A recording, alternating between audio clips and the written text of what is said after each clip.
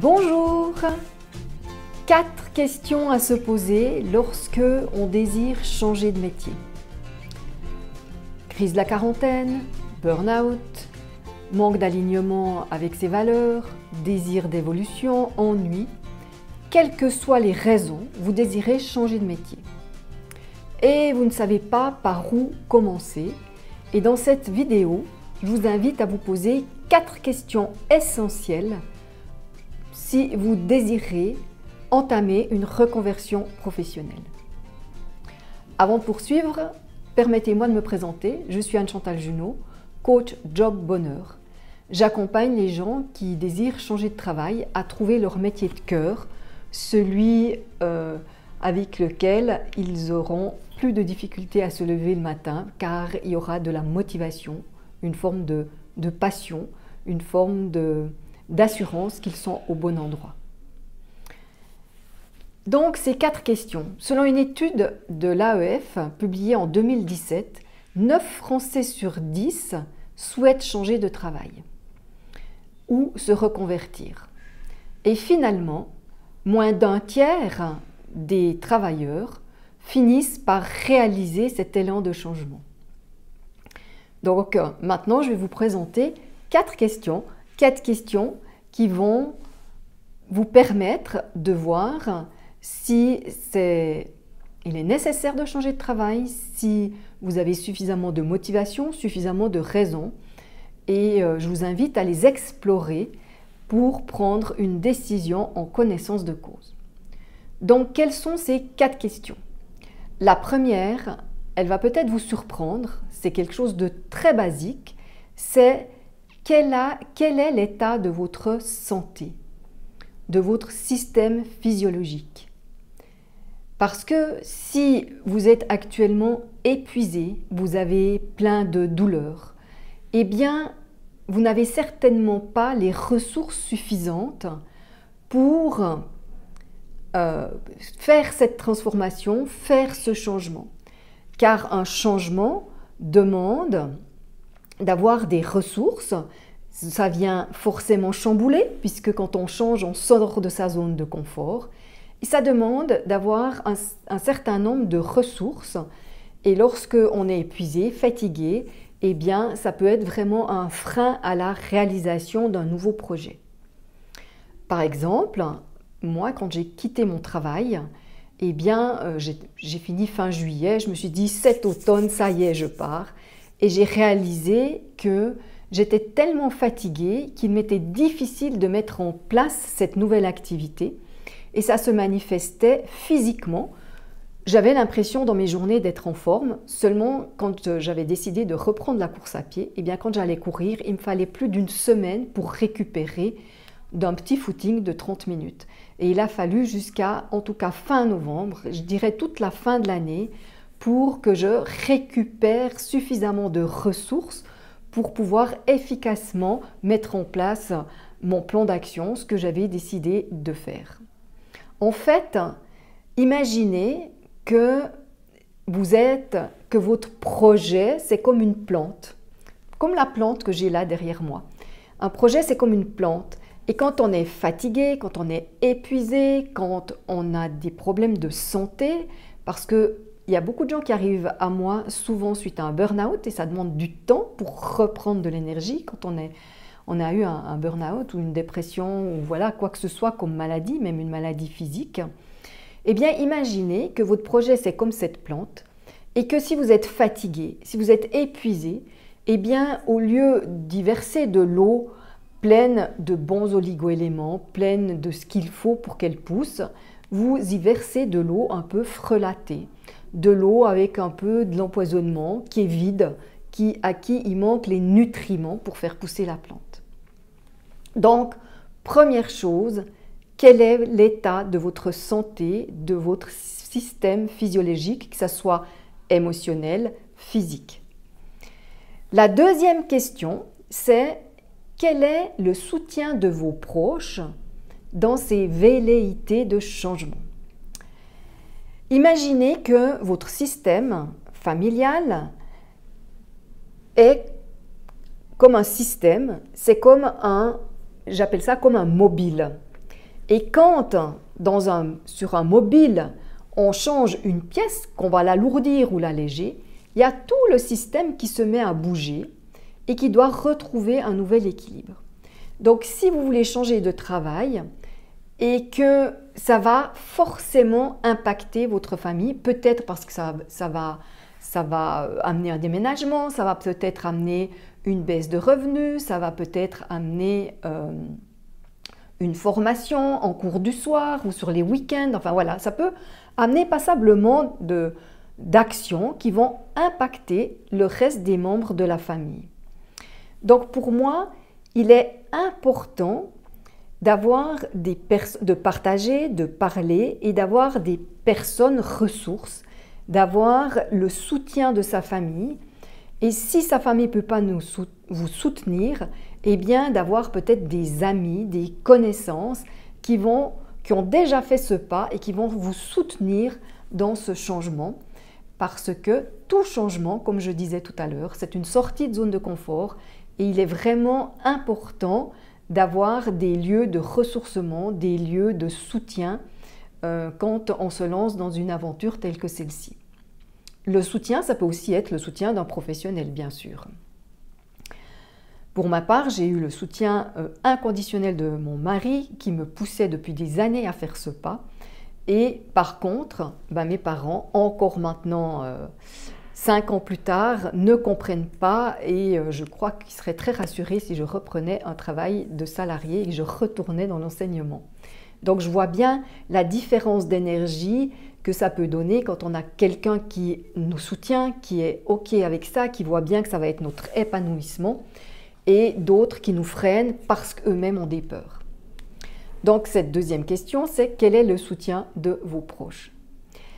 La troisième question que je vous invite à explorer, c'est qu'est-ce qui ne vous convient plus dans votre travail actuel?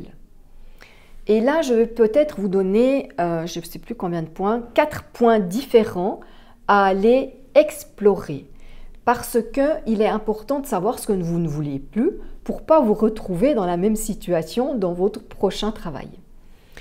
Donc, déjà, ce qu'il faut savoir, c'est que quand on a marre, souvent, on a marre d'un travail, souvent on va devenir très critique envers le système, envers les directives, envers le management, etc. Ça, c'est une critique globale, c'est une manière de se protéger de ce qui ne va plus à l'intérieur de nous. En fait, c'est un mécanisme de défense. Donc, vous pouvez explorer 4 facettes de votre travail. La première facette, ça va être qu'est-ce qui vous ne convient plus dans les tâches que vous avez à faire. Est-ce qu'elles ne sont pas suffisamment valorisantes? Est-ce que vous sous-utilisez vos compétences ou qu'elles demandent des compétences que vous n'avez pas? Est-ce qu'elles sont répétitives, ennuyantes? Est-ce que ça correspond à des horaires qui ne vous conviennent plus?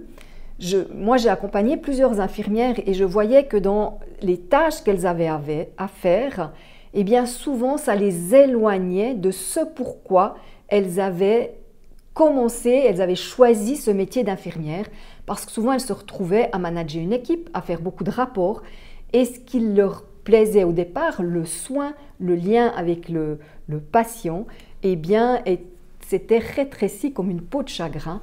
Et du coup, eh bien, la motivation descend et elles ne trouvent plus de sens à leur métier. Ensuite, vous pouvez explorer la facette de votre environnement professionnel. Votre lieu de travail, est-ce que c'est un open space? Est-ce que vous avez un bureau privé? Est-ce que les conditions de cet environnement vous conviennent? Est-ce que vous avez de longs trajets à faire qui fait que chaque jour vous vous retrouvez dans des bouchons ou vous vous trouvez dans des transports publics complètement bondés?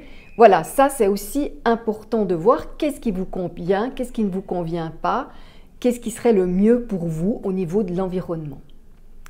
Ensuite, il y a aussi en lien quelque chose qui peut être en lien avec vos relations professionnelles, avec vos collègues, vos managers.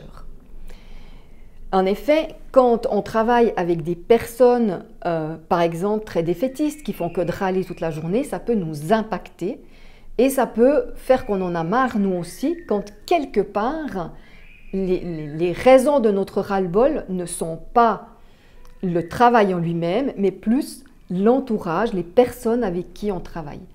Je me rappelle d'une cliente qui me disait « Mais ce qui est compliqué pour moi de travailler, c'est que je suis dans un bureau où les personnes avec qui je travaille ne font que de râler toute la journée. Rien ne leur convient, que ce soit blanc, elle veut le noir, si c'est noir, elle veut le blanc. Et je trouve très difficile de travailler dans cette ambiance-là. » Et puis, la dernière chose, c'est quelles sont les valeurs de votre entreprise? Est-ce qu'elles vous conviennent encore ou pas? Ont-elles du sens pour vous? C'est sûr que si ça fait 20 ans que vous travaillez dans, je ne sais pas, dans une grande boucherie, mais au secrétariat, et que votre évolution perso fait que vous êtes devenu végétarien, eh bien peut-être ça va être difficile de continuer dans ce travail. Pour moi, je vois aussi, dans mon exemple, par exemple, j'étais enseignante, je travaillais avec les enfants, et petit à petit, mon évolution a fait que je me rendais compte que j'avais envie de travailler avec les adultes parce que je voyais que tout le travail que je faisais sur le savoir-être des élèves, eh bien souvent il suffisait d'une semaine de vacances pour pouvoir pas recommencer à zéro, ça serait mentir, mais en tout cas, il y avait beaucoup de pas en arrière, il fallait reconstruire.